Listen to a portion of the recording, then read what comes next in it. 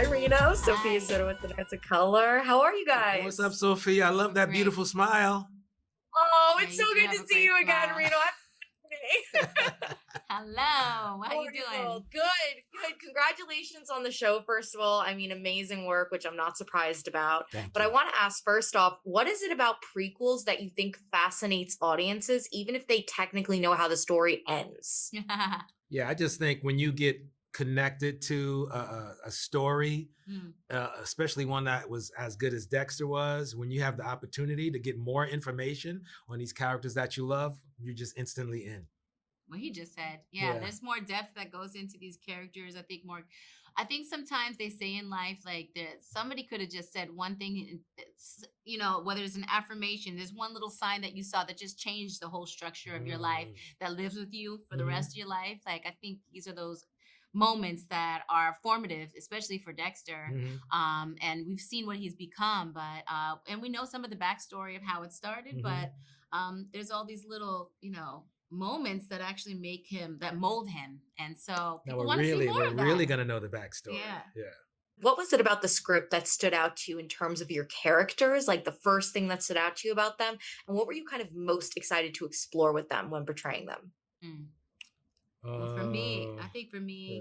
it was like the second you see Maria LaGuerta, it's the new beginnings of her as a young LaGuerta, being the first female homicide detective at Miami Metro in the 90s.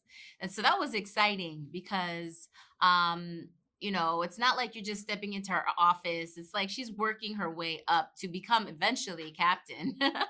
And she's always been so intuitive. She's been a force. She's just like hyper focused, even in the beginnings. And that's what makes her, already this great detective for homicide. She was actually a narcotics detective already. So she's taking a big step in her life and in her career. And I think that's what attracted me to that. And I love the 90s. I thought the 90s is so cool. Gotta love the 90s.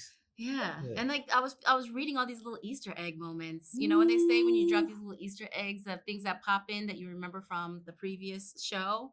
And that's what excited me also. It was fun. Yep, it's in there. I'm really excited about playing Bobby Watt. What kind of connected me to the project was the idea that he is Dexter's godfather.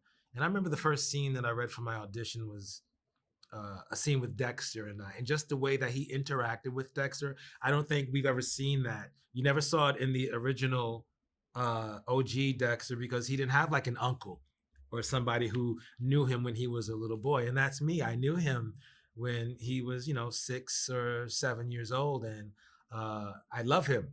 Bobby loves him.